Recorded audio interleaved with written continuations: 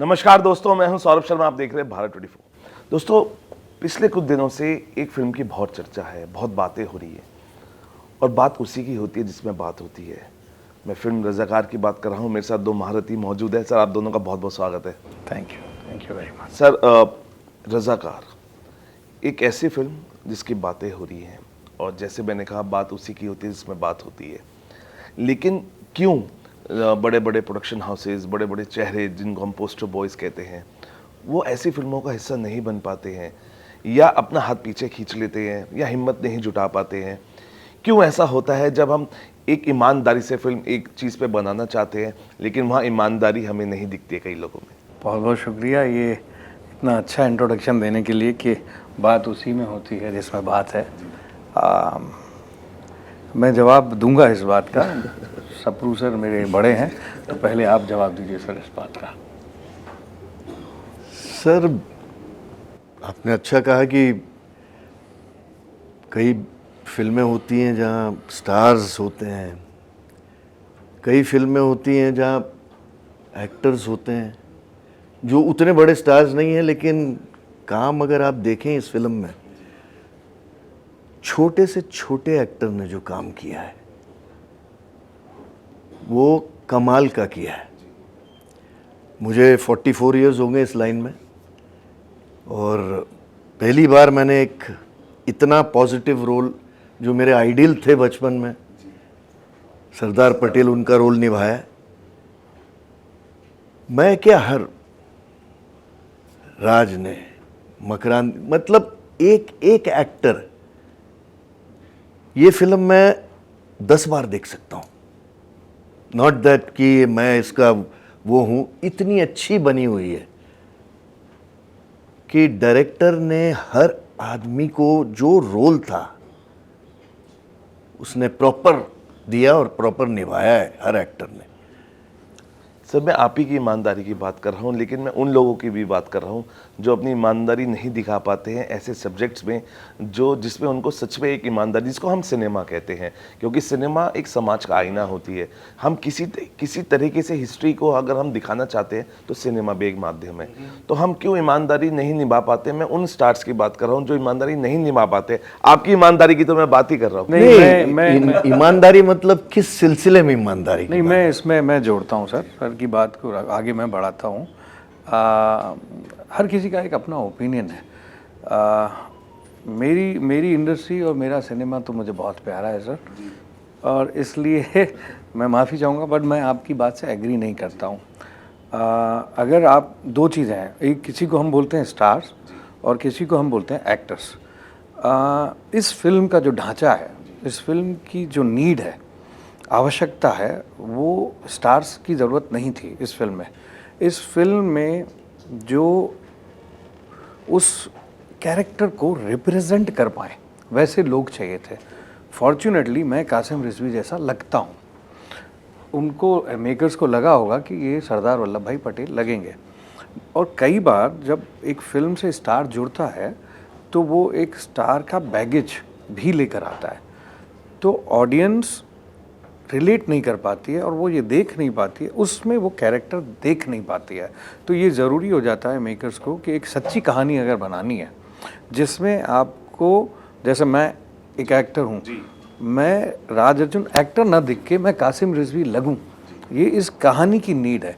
तो सिनेमा का या एक्टर्स का पहला पर्पस क्या है? वो है हमें सिनेमा को सर्व करना है और हमें कहानी को आगे बढ़ाना है। और सब प्रोडक्शन हाउसेस की ईमानदारी, वहाँ तक आता हूँ। पहले आपके पहले सवाल का पूरा जवाब दे दूँ, क्योंकि अभी सिर्फ स्टार्स को पकड़ा था, तो इसलिए स्टार्स को नहीं लिया, तो इसलिए स्टार्स को नहीं पकड़ा गया कि कहानी, हमें तो कहानी बतानी है। ये एक सच्ची कहानी है, मनगढ़ंत तो है नहीं। ये हैदराबाद की हिस्ट्री में 1946 और 48 के बीच का इरा है जो हमें दिखाना है, तो स्टार्स की ज़रूरत नहीं थी। अब आते हैं एक्टर्स पे, तो ये भी मैं नहीं मानूंगा कि हमारे इंडस्ट्री के, चाहे वो हिंदी फिल्म इंडस्ट्री हो या तेलुगु इंडस्ट्री फिल्म के बड़े एक्टर्स या बड़े स्टार ईमानदार नहीं है। ईमानदार हैं। हमारी फिल्म इंडस्ट्री में ईमानदारी भरी पड़ी है। बात है ज़रूरत की। शायद मेकर्स को, प्रोड्यूसर्स को, डायरेक्टर्स को ज़रूरत नहीं लगी हो, उन्होंने हमें अप्रोच किया।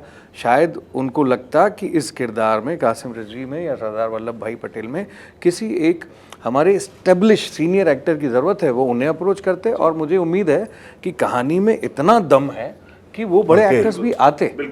तो इसलिए माफ़ी चाहूँगा, मैं वो लूँगा नहीं कि हमारी इंडस्ट्री या हमारे एक्टर्स या हमारे स्टार सिंसियर नहीं है, ईमानदार है। सब ईमानदार है। जो ईमानदार है वो टिका हुआ है सर। जो अपने काम से ईमानदार नहीं है वो बहुत टेम्परेरी टिकता है। बिल्कुल। वो 1 साल टिकेगा, 1 साल के बाद हमारी इंडस्ट्री उसको झाड़ू से निकाल के बाहर कर देती है। तो ये बोलना चाहूँगा मैं। बिल्कुल सर, आप भी हमारे साथ जुड़े हैं, आपका भी बहुत बहुत स्वागत है भारत 24 में। धन्यवाद सर, ये हिम्मत कहाँ से जुटाई, क्योंकि एक ऐसी कहानी है, कहते हैं ना कि हीमोग्लोबिन ट्रेलर ने इतना बढ़ा दिया था, गूज बम्स इतने दे दिए थे, गुस्सा भी आता है, लेकिन ये भी इस बात पे भी गुस्सा आता है कि ऐसी कहानियाँ क्यों नहीं बन पाई और आप इस तरीके से इसको पेश कर पाए। तो ये हिम्मत कहाँ से जुटा पाए आप इस रजाकार के लिए? लॉर्ड बालाजी ने दिया है जी। क्योंकि मुझे इंट्यूजन आया है जब मैं भगवान बालाजी का दर्शन के लिए गया। जी। 27 जनवरी 2022 के दिन जब मैं रेनीगुंटा एयरपोर्ट में लैंड हुआ, जी। मुझे एक इंट्यूजन आया रजाकार बोल के। रजाकार ऐसा कोई नया चीज़ नहीं है, हमारे बचपन से, मैं शायद अभी मैं 62 साल हूँ, 60 साल की उम्र में मुझे वो इंट्यूजन आया। उसका मतलब कम से कम 54-55 ईयर्स का हिस्ट्री है, वो सुनते आ रहे गांव में। हमारे दादाजी जिनका नाम मुझे दिया गया जी। और हमारे गांव के बाजू में एक बहुत बड़ा ब्रिज है, बीबी नगर ब्रिज, उसको ब्लास्ट करे। वो लास्ट एपिसोड है पूरा रजाकारों का। फिर उसके बाद में सरेंडर, बस वही है। तो हमको बचपन से वो आता, हम जब पैदल जाके वहाँ तीरते थे वो आता, बाइक में जाके वहाँ खड़े रहते थे वो दिखता रहता। तो बाजू गाँव में जाके बुर्ज रहते, जैसा खिले राउंड एक कोन शेप में बनाते थे पत्थरों से, ताकि राजाकारों को दूर से साइड करे या उनके ऊपर फायर करे, वैसे बुर्ज बोलते हैं। वैसे गांव में बहुत सारे गांव में है। हमारे दादाजी वहाँ के उस एरिया के वतनदार थे, फादर भी थे, और उनका फादर के साथ अंत हो गया। उतने सालों का हिस्ट्री है और मैं सोचा क्यों नहीं निकालूं। लोग बोलते कि अरे निकाले तो बहुत प्रॉब्लम है। किन से प्रॉब्लम है? अरे मालूम नहीं किन से। अरे किन से? तो क्या हमारा देश नहीं है क्या? हम क्या इमिग्रेंट है क्या? असाइलम में इधर आए क्या? तो मेरा दिमाग में मैं तो अब काली माता का भी आशीर्वाद हो गया मुझे। ऐसा कैसा होता? मेरा वतन है, इस हिंदुस्तान में हिंदुओं पे हमला कब तक सहना है? हिंदुस्तान है ना ये जी। कब तक सहना? तो आप दूसरे वाले हमला करते रहते, अगर कुछ उनको बोले तो फिर उनको तो अरे हमारे ऊपर इतने हादसे हुए, वो ऊपर यूनाइटेड नेशंस तक चले आता। ह्यूमन राइट्स नहीं, यूनाइटेड नेशंस को जाता डायरेक्ट। मैं सोचा मैं जिस जगह का बेटा हूं, जिस भारत माता का मैं इस धरती का बेटा हूं, मैं सच्चाई को मैं बाहर लाने में मेरे को क्या डर है?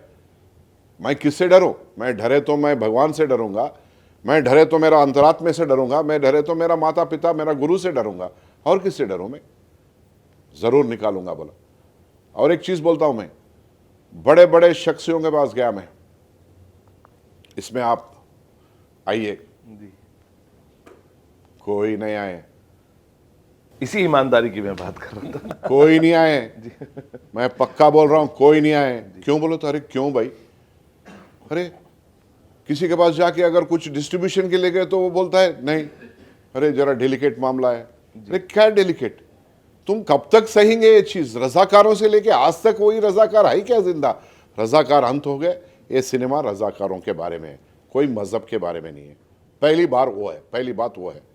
तो मैं बोला मेरा सच्चाई, मेरा दिल का बात, मेरा दिल का अंदर का गहराई जो जब सच है, पंचभूत के साथ मैं सुरक्षित हूं। कोई आदमी नहीं, कोई ताकत नहीं मुझे हिला सकता या ना मुझे कोर भी सकता, मेरा एक बाल भी खींच सकता। In spite of all the threats, मुझे कितने थ्रेट्स आए, फेसबुक पे थ्रेट्स, इंस्टाग्राम में थ्रेट्स, व्हाट्सएप में थ्रेट्स, वीडियोस में थ्रेट्स। क्या थ्रेट्स है? कौन क्यों देते? ये थ्रेट्स किट्स को मैं, मेरा जैसा अगर भगत सिंह डरता था, अगर लाला लाजपत राय डरते थे, अगर सरदार वल्लभ भाई डरते थे, इस देश नहीं रहता था। अगर सरदार वल्लभ भाई पटेल उस दिन इस निज़ाम के मुल्क को, उस हैदराबाद को, उस संस्थान को अगर विमोचन नहीं दिलाते, आज अपन पाकिस्तान में रहते उस तुर्किस्तान के साथ, ये तुर्किस्तान जाके पाकिस्तान में मिला हुआ रहता। ये क्या है? कब तक सहेंगे भाई? कि कोई नहीं सहना किसी का अन्याय, तो हम मेजॉरिटी रह गए, हम किसी का सहना? क्या मजाक हो गया? आज लोग बहुत दुश्मन का जैसा देखते। क्या दुश्मनी है तुम्हारे मेरे बीच में? क्या दुश्मनी है? जमीन अपना बाजू बाजू है क्या? आजू बाजू में थोड़ी है अपना जमीन, जहाँ पे मैं आपके ऊपर कब्जा करा, आप मेरे ऊपर आए, अपना क्या कोई ऐसा बंटवारे में कोई पंचायत है? आपका मजहब आपका, हम बहुत कदर करते हैं, हमारा मजहब हमारा। हम इस देश के वासी होके, दादा परदादा परदादा के परदादा यहाँ पैदा होके हिंदू होके डरते क्या? मैं हिंदू सनातनी हूं, मैं सनातनी हूं, मैं क्यों डरूं किसी से? कोई डरने का नहीं। जरूर हर भारतवासी इस सिनेमा को देखना है। क्या हुआ है? मेरा ओपनिंग रिमार्क्स से, इस हिंदुस्तान पे में हिंदुओं पे हमला कब तक? इस हिंदू क्यों संगठित नहीं होते? संगठित होना क्या जरूरी नहीं है क्या? हम किसी के ऊपर जहर फेंक रहे क्या? हम किसी को धमका रहे क्या?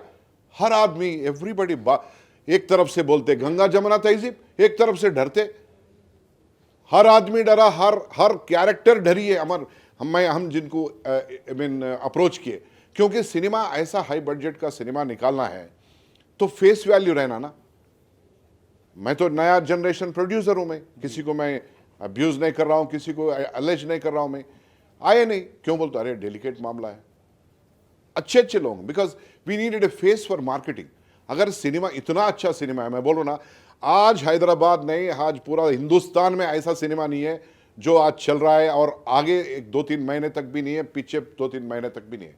मैं और ज़्यादा नहीं बात करता। सर कौन कौन से लोगों को अप्रोच किया गया था? क्योंकि बहुत अच्छा सिनेमा आपने बनाया। मैंने देखी है, इसमें मैं साई पल्लवी जी को मैं अप्रोच किया, मैं अनुष्का शेट्टी को अप्रोच किया, तमन्ना भाटिया को अप्रोच किया, राणा दग्गुबाटी को अप्रोच किया, बहुत सारे और दूसरे नाम हैं। वो लोग बोले नहीं, इसमें हम नहीं आते। पक्का ऑन रिकॉर्ड बोल रहा हूं मैं। क्यों नहीं आते भाई? जब जिस कला को आप बहुत कदर करते हैं, जो स्टेज पे चलने से पहले उसको सलाम करते हैं, हिपोक्रेसी है क्या? सलाम क्यों करते हैं आप? ये कला नहीं है क्या? इतिहास को अगर कोई सिनेमा के रूप में निकाल रहे, अगर कोई आदमी या कोई ग्रुप या कोई कम्युनिटी किसी के ऊपर जुल्म करी है, उसको आप बाहर निकाल के लेके आते, तो आज सिनेमा के रूप में अगर लेके आने के लिए कोशिश करे तो, या सिनेमा लेके आए तो क्या जुल्म है क्या? वो अपना हक नहीं है? और किसी का हक होता, लेकिन अपना हक नहीं है। मैं आज तक कोई क्रिमिनल एक्टिविटी नहीं किया जी, ना 78B ऑर्डिनरी मिसलेनियस केस भी मेरे ऊपर नहीं है, तो मेरे को क्यों क्रिमिनलिटी रही थी? मैं समझा मुझे लॉर्ड भगवान ने दिया इंट्यूजन। आज तक बड़े बड़े हस्ती है तेलुगु सिनेमा इंडस्ट्री के, बहुत बड़े माने हुए लेजेंडरीज है, प्रोड्यूसर्स है, डिस्ट्रीब्यूटर्स है, डायरेक्टर्स है, एक्टर्स है, एक्ट्रेसेस है। हर आदमी, मैं वही समझता हूँ कि वही सोचे होंगे कि अरे क्यों अननेसेसरी पंगा। ये पंगा किसका है भाई? मैं अभी पंगा लिया समझो आप जी। तो क्या करते? मेरे से पंगा लेते क्या? मेरे पीछे मेरा बड़ा भाई नहीं है क्या? भारत माता का बड़ा पुत्र नहीं है नरेंद्र मोदी जी? वाह सर, राज सर आप पे आता हूँ। हिंदुत्व, क्योंकि बातें हर सब जगह हो रही है, और पीएम साहब का नाम लिया, नरेंद्र मोदी जी का। आपको लगता है कि आपको क्या लगता है हिंदुत्व क्या है, अगर मैं आपसे पूछूं? क्योंकि जिस तरीके से आपने इस फिल्म को किया, हमने सुना गुड्डू साहब को भी, लेकिन आपको क्या लगता है हिंदुत्व क्या है? एक शब्द पहले मैं क्लियरिफाई कर दूं। आपने बोला था ईमानदारी, उसको बदलना चाहूँगा मैं, उसको रिप्लेस करना चाहेंगे। ईमानदारी की जगह व्यक्तिगत राय, ये मेरा व्यक्तिगत निर्णय है कि मैं इस फिल्म को करूँगा, ये उनका व्यक्तिगत निर्णय है कि वो उस फिल्म को नहीं करेंगे। तो ईमानदारी उनमें भी उतनी होगी, मुझ में भी उतनी है, इसको अपन बदल देते हैं। आते हैं हिंदुत्व पे। देखिए, सारे धर्मों की बात अगर हम करें, और अगर हम इंसानियत के धर्म को निभा रहे हैं अपनी तरीके से, हम किसी को भी, एक चींटी को भी नुकसान नहीं दे रहे हैं, किसी का बुरा नहीं चाह रहे हैं, और मिलकर भाईचारे के साथ रह रहे हैं, यही सब धर्म बोलते हैं। आप मुझे एक डेफिनेशन दे दीजिए तो मैं हिंदू परिवार में पैदा हुआ हूँ, उसी तरीके से बड़ा हुआ हूँ, तो मैं हिंदुत्व को फॉलो कर रहा हूँ और मेरे भगवान भी हैं, उस तरह से मैं पूजा करता हूँ। क्योंकि मैं आर्टिस्ट हूँ तो मैं सभी धर्मों में मानता हूँ, मेरी परवरिश वैसी हुई है, तो मेरे लिए सभी धर्म बराबर हैं। हिंदुत्व मेरे सर आँखों पर है, बट साथ ही साथ इंसानियत उससे बढ़कर है मेरे लिए। तो मैं किसी को अलग नहीं देखता हूँ, मेरे लिए सब बराबर हैं। और मैं क्योंकि एक हिंदू राष्ट्र में पैदा हुआ हूँ तो मेरे लिए सब कुछ वही है, और ये मेरा एक फ़र्ज़ भी है, मेरा दायित्व भी है, मेरी रिस्पॉन्सिबिलिटी भी है कि मैं एक अच्छे नागरिक के रूप में हिंदुत्व धर्म का और बाकी सब धर्मों की मैं इज़्ज़त भी करूं और उन सब को बराबर मानूं। रही बात इस सिनेमा से, क्योंकि इस सिनेमा के अंतर्गत ये सारे सवाल उठ रहे हैं, तो अब मैं आता हूं कि हमने एक हिस्ट्री दिखाई, ठीक है, ये घटा था, ये हमने सोचा नहीं है, हमने उस चैप्टर को उठाया, उसको आपके सामने रख दिया। लेकिन हम कहीं भी ऐसी टिप्पणी नहीं कर रहे हैं कि हम किसी और समुदाय के खिलाफ हैं, या हम किसी और समुदाय से नफ़रत करते हैं, या हम नहीं चाहते हैं कि कोई और समुदाय का व्यक्ति हमारे हिंदू राष्ट्र में रहे। न ऐसी कोई टिप्पणी है, न ऐसी कोई सोच है, न ऐसा कुछ सपने में भी आया है। तो ये थोड़ा सा कुछ और लोग क्लमजी कर रहे हैं उसको। अब क्लमजी कर रहे हैं, अब क्यों कर रहे हैं उसमें मैं जाऊंगा तो बड़ा लंबा हो जाएगा। आई थिंक मैं कुछ लब्बो लबाब आपको दे पाया, कुछ मैं अपनी एक जो इच्छा है या जो मेरी सोच है वो जता पाया कि सारे धर्म बराबर हैं और हम सब भाई हैं। सबसे हम जैसे कहते हैं फादर ऑफ नेशन, इस फिल्म को देखने के बाद सर ने भी कहा कि सरदार वल्लभ भाई पटेल को फादर ऑफ हैदराबाद का दर्जा दिया जाना चाहिए, जो उनको नहीं मिला, उनका कंट्रीब्यूशन जो रहा हैदराबाद को लेके, जो इस फिल्म के ज़रिए से हम देखेंगे। आप क्या व्यक्तिगत सोचते हैं, क्या father of nation Mahatma Gandhi ji के बाद फादर ऑफ हैदराबाद एक दर्जा उनको दिया जाना चाहिए? डेफिनेटली आप देखें तो अगर हिस्ट्री में गांधी जी का भी बहुत बड़ा हाथ है, मैं ये नहीं कहता हूँ, लेकिन हिंदुस्तान पहले लगभग 556 प्रिंसली एस्टेट्स में था, टुकड़ों में था। 47 में जब हुआ तो एकजुट जो किया मेन, वो सरदार वल्लभ भाई पटेल थे। और हैदराबाद को भी अगर कोई ला सका और कोई नहीं ला सका, पटेल साहब ही लेके आए, उन्हीं की सब चाणक्य नीति या जो भी था, नहीं तो ये तो चला गया था ना, पाकिस्तान और तुर्किस्तान में चला गया था ये। तो how he got Hyderabad into Indian territory, Indian union में लेके आए। तो सबके अपने अपने आइडियल होते हैं। मेरे आइडल सरदार पटेल है, not because I am playing Sardar Patel, but he has been my idol since then.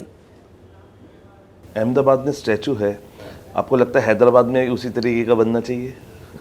मुझे लगता है, वैसे अभी मैं माफ़ी चाहूँगा, फादर ऑफ नेशन हम किसको बोलते हैं अभी इस वक्त? महात्मा गांधी। तो मुझे लगता है कि बहस इस बात की नहीं होनी चाहिए कि अब हम सरदार वल्लभ भाई पटेल को फादर ऑफ नेशन घोषित करें और एक नई मुहिम चलाएं। नहीं, हमारा मकसद हैदराबाद नहीं, हमारा मकसद ये नहीं है, सिनेमा का पर्पस ये नहीं है कि एक नया सवाल खड़ा कर दें और हम पब्लिक को उसके पीछे भगाएं। सिनेमा का पर्पस है एक कहानी बोलना, और कहानी आपको एक जीवन का अनुभव देती है। वो 3 घंटे आपको दुनिया में ले जाएगी, वो हिस्ट्री बताएगी, आप कुछ महसूस करते हैं, आपके अंदर कुछ होता है, उसके बाद आपके अंदर कुछ सोच विचार होते हैं, बात ख़त्म। अब आप पर्सनली उससे क्या ले जाते हो, यह आपके पर्सनल व्यक्तिगत जीवन पे रहना चाहिए। बट हम बिल्कुल किसी भी सोसाइटी को एक नया और चैलेंज नहीं दे रहे हैं कि अब चलो अब महात्मा गांधी माने जाते हैं देश के फादर ऑफ नेशन, तो चलो अब महात्मा गांधी की जगह सरदार वल्लभ भाई पटेल को करते हैं, ऐसा कुछ नहीं है। देखिए, हम जिसे मानते हैं वो मानते हैं। सरदार वल्लभ भाई पटेल की मैं बहुत इज्जत करता हूँ, वो करता हूँ। अब मुझे दिखाने के लिए क्या उनकी प्रतिमा को कहीं गाड़ना होगा? तो हम वैसे भी बहुत कर चुके हैं ये हिंदुस्तान में, हम बहुत ये झगड़े, ये तमाम चीज़ें कर चुके हैं। तो प्लीज़ ऐसा कुछ नहीं है हमारा मकसद है अच्छा सिनेमा, सच्चा सिनेमा, ईमानदार सिनेमा बाहर आए, बात ख़त्म। तो सर इसको जब आज फिल्म, क्योंकि इस फिल्म के आप हिस्सा हैं, कितना खून खौला इस कहानी को, जब देखिए खून खौल रहा होगा क्योंकि हिंदुओं के साथ जो हुआ, आपका कितना खून खौला इस फिल्म को करते हुए जब आपने कहानियों को पढ़ा रज़ाकार की? आप मुझसे जानबूझ के कुछ कंट्रोवर्शियल सवाल कर रहे हैं और आप चाहते हैं कि मैं कुछ ऐसा बोलूं जिससे कुछ कंट्रोवर्सी खड़ी हो। देखिए, बात हिंदुओं के साथ इतना अत्याचार हुआ और कितना खून खौला, ये गलत सवाल है। एक इंसान के साथ कितना अत्याचार हुआ और मेरा खून खौला, ये सही सवाल है।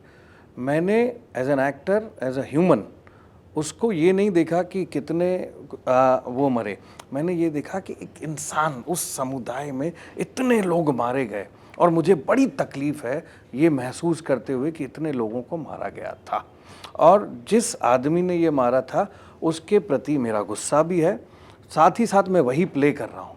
तो मेरी मजबूरी है कि मैं इससे जितनी नफ़रत करूँ उतना ही इस आदमी से प्यार भी करूँ, क्योंकि अगर मैं नफ़रत करने लगूंगा इससे तो मैं इसको जस्टिफाई नहीं कर पाऊंगा। और मुझे करना तो मुस्लिम कैरेक्टर है ना उसमें, तो मेरे हिसाब से अगर मैं खून खौलाऊं और ऐसे सोचूं तो मैं रिवर्स हो गया। आप समझ रहे हैं मेरी बात? तो मुझे ये देखना है कि कासिम रिजवी का सच क्या है। कासिम रिजवी एक मुस्लिम राष्ट्र, मुस्लिम स्टेट चाहता है और वही मेरा सपना है उस वक्त के लिए, तो मैंने वही किया और खून भी खौला, तकलीफ़ भी हुई, दर्द भी हुआ। कभी वो ह्यूमंस के, अपने इंसान के रूप में हुआ, कभी एक्टर के रूप में हुआ। ये हमारी एक प्रोसेस है जिसके चलते हम ये सब करते रहते हैं। सी बेसिकली मैं आपको बताता हूँ, वी आर एक्टर्स। जी सर।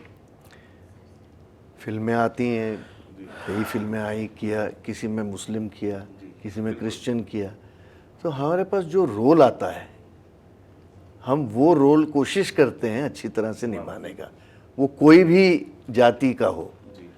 हमारे लिए जो मेन मीडिया है वो हमारी फिल्म है, जिसमें हम जुड़ते हैं तो वो हमारा है। बस बिल्कुल सर, हम भी यही कहते हैं कि मज़हब नहीं सिखाता आपस में बैर रखना।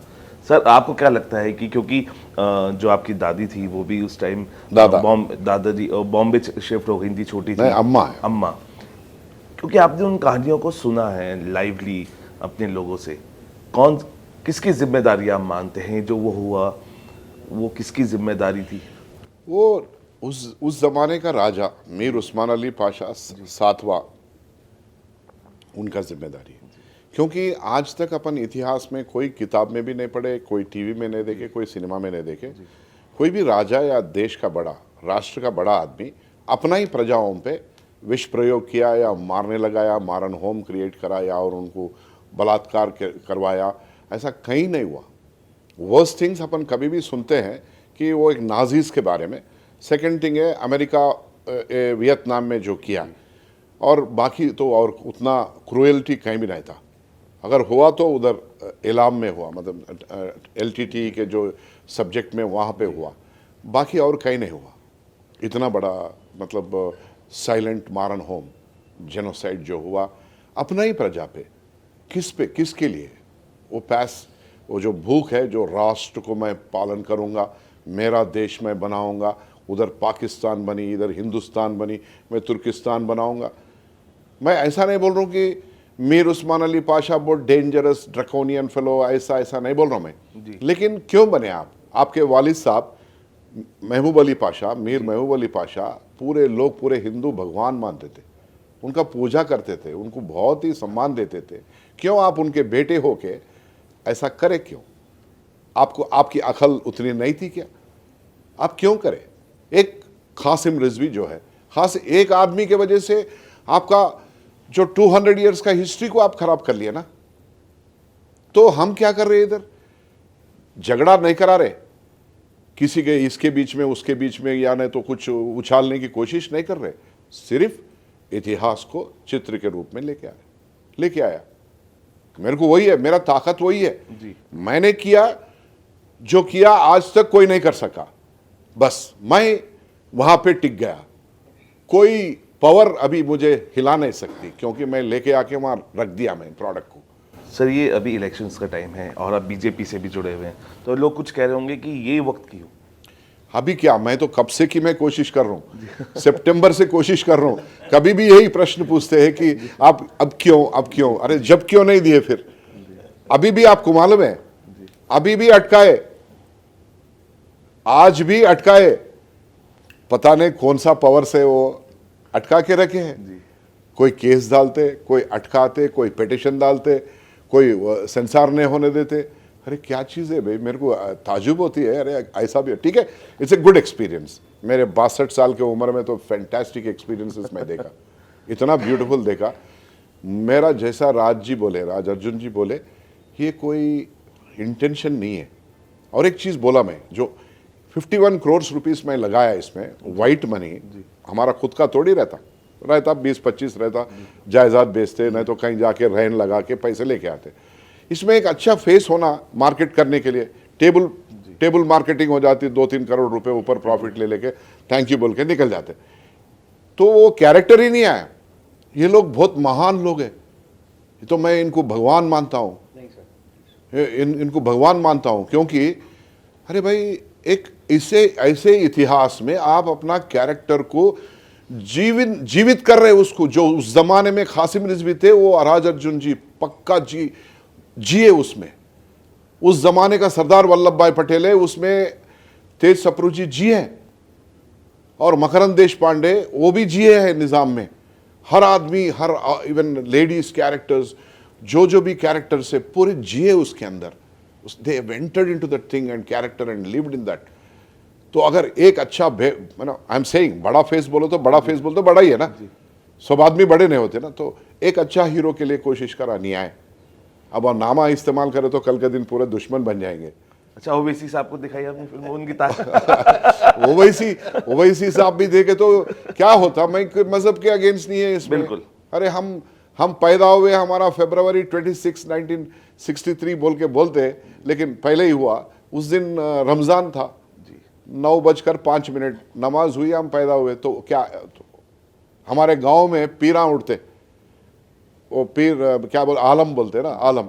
तो पूरे गांव में मलीजा खाते उसका, लोग जाके मक्का को जाके तो आलमों को मतलब ये कर दे के, एंड कर दे के आते।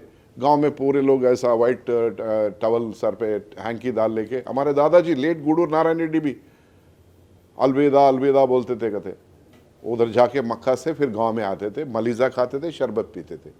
ये शिया लोग करते शायद, ज़्यादा मेरे को उसके बारे में नहीं मालूम, लेकिन वो सब चीज़ों में भी हम इन्वॉल्व हुए। मैं ये बोल रहा हूँ, जब अपना एक राजा उसी राज्य में हमला किया, बस मैं हिस्टोरिकल ये जो एपिसोड है मैं बाहर लेके आया। क्यों किया? एकदम भूख, पैसा बहुत है कि मैं अरे मैं करके बहुत बड़े बड़े लोग चले गए। मैं कौन है? आपका पीछे लोग करे तो आप आए, 7वां निज़ाम, आप कोई नहीं है। 8वां निज़ाम किधर है? 9वां निज़ाम किधर है? 10th निज़ाम किधर है? खत्म हो गया ना। जो आदमी पाप किया, ये भी और एक संदेश मैं देना चाह रहा था इस सिनेमा के जरिए। कोई भी राजा अच्छा किया, उसका खानदान बरकरार है। कोई भी राजा ऐसे पाप किया, बर्बाद हो गया। कहाँ है बताओ मेरे को? He is a richest man, right? So वो रिचेस्ट के साथ आज कौन सा सेवा कर रहा? सिर्फ एक इंस्टीट्यूशन का नाम फलाना लग दिए तो होता क्या? उनका कंट्रीब्यूशन क्या है? और बोलते लोग, मीर उस्मान अली पाशा उस्मानिया यूनिवर्सिटी बनाए, फलाना बनाए, हॉस्पिटल बनाए। किसका जागीर है वो? प्रजा का पैसा है। अपना प्रजा का पैसा से पूरे टैक्स वसूल करके आप प्रजा के ऊपर खर्च करें तो बड़ा बनाए बोल के कैसा भगवान या न तो और कोई ऑलमाइटी तो नहीं होते ना। जब लोग ब्लाइंडली कुछ की एक बहुत ही एकदम अलग ही हो जाते। सिंपल है, जो राजा अपना प्रजा पे हमला किया, अपने लोगों को मानभंग कराया, वो बहुत बुरा आदमी है, बहुत बुरा आदमी है। बस मैं, और उस जमाने में जो ये रजाकार जितने भी काम करे, बुरे काम करे, आगे नहीं होना, इस देश में नहीं होना, नहीं तो उस राष्ट्र, उस राज्य में नहीं होना, कहीं ऐसे रजाकार फिर पैदा नहीं होना। लोग बोलते अरे रजाकारों के वारिसों के जैसा बात करते। रजाकार तो चले गए, अंत हो गए, मर गए, भाग गए, पाकिस्तान बांग्लादेश भाग गए। आज लोग वहाँ उड़ते उधर इधर ऐसे बकरे थोड़े उड़ते, तोते आते बात करते रहते। रजाकारों को गुस्सा करे तो इनको कौन की दादा परदादा को गुस्सा करे जैसा दिखता। अरे चुप बैठो अपना जगह पे, आप अपना तालीम अपने बच्चों को सीधा दे दो, अच्छे रहो। बोलो इस हिंदुस्तान में पूरे अपन गंगा जमुना तहजीब के साथ जिएंगे। आपके त्यौहार में हम आएंगे, हमारे त्यौहार में आप आ जाओ। क्यों आप एक दीवार बना लेते, हम हैं हमारे से करते क्या? तुम कौन है? जब हम ही कुछ भी नहीं है तो तुम कौन है? मेरा वो है लोगों को मैसेज देना है। कब तक डरेंगे? डर डर के बोलते ना, डैश डैश बोलते, वैसा ही है सिचुएशन।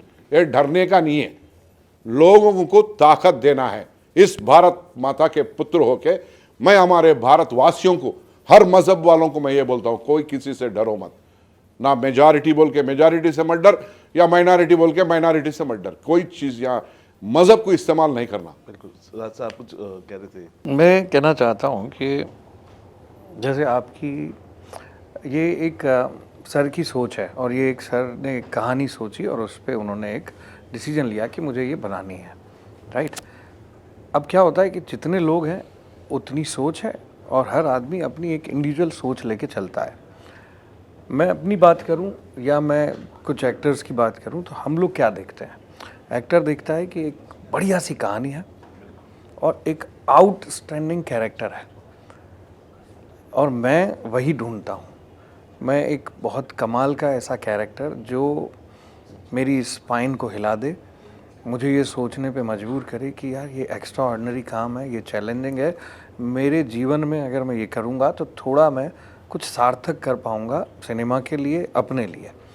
अब ये मुझे क्या फ़र्क पड़ता है कि वो कौन बना रहा है। सो कॉल्ड डेफिनेशंस जो हम तय करते हैं कि ये एक पार्टी है, ये दूसरी पार्टी है, ये तीसरी पार्टी है, ये चौथी पार्टी। इससे मुझे क्या करना भाई? मुझे एक अच्छी कहानी मिल रही है, मुझे वो सच्ची कहानी लग रही है, मेरा कैरेक्टर आउटस्टैंडिंग है, तो मुझे किस बात का डर? अब मैं कैटेगराइज करूं और मैं सोचने लगूं कि मैं इस फलाना पार्टी के साथ काम नहीं करूंगा, अगर तो वो इस पार्टी की है तो मैं कह रहा हूं उसमें तकलीफ़ क्या है? अगर इस पार्टी की है, या सर अगर बीजेपी पार्टी में है, तो वो अभी थोड़ी है, वो 20 साल पहले हैं, तब शायद सोचा भी नहीं होगा उन्होंने फिल्म बना रहे हैं। तो इससे कनेक्शन क्या है? ये इनकी एक व्यक्तिगत सोच रही। अब इससे क्या फ़र्क पड़ता है कि अगर वो इस पार्टी से हैं, कल को कोई दूसरी पार्टी का कोई आदमी मुझे फिल्म ऑफ़र करेगा तो मैंने कहीं ऐसा थोड़ी लिखा है कि मैं नहीं करूँगा। मुझे कैरेक्टर अगर आउटस्टैंडिंग लगा, मैं करूँगा, यही एक्टर का धर्म है। इससे पहले मैंने साईं बाबा प्ले किया है एक उसमें, और उस साईं बाबा को भी मैंने उतना ही जीवन दिया, और अपने आप को जितना एक एक्टर की प्रोसेस होती है, खून जलाया मैंने उसमें। और उसके बाद अब मैं कासिम रिजवी प्ले कर रहा हूँ, तो अब इस पर भी सवाल खड़े हो जाना चाहिए कि यार इस आदमी ने, जिसने साईं बाबा प्ले किया, वो उसने इतना दुष्ट आदमी कैसे प्ले किया? तो कंट्रोवर्सी करने का कोई अंत नहीं है। सवाल ये है कि हमें एक ऐसे समाज का निर्माण करना चाहिए कि बिना कंट्रोवर्सी के हम सिर्फ़ और सिर्फ प्यार की बात करें और प्यार फैलाएं। बहुत सारे क्वेश्चन मार्क्स, बहुत सारे सवाल, बहुत सारे अननेसेसरी प्रोपोगंडा हमने वैसे ही सोशल मीडिया के थ्रू तो कर ही दिया है ना कमाल। अब और क्यों? तो इसको ख़त्म करने की दिशा में काम करते हैं। बस एक आखिरी सवाल सर, क्योंकि और भी साथी वेट कर रहे हैं। मोदी जी को अप्रोच किया गया है दिखाने के लिए फिल्म? नहीं, अभी तक तो नहीं।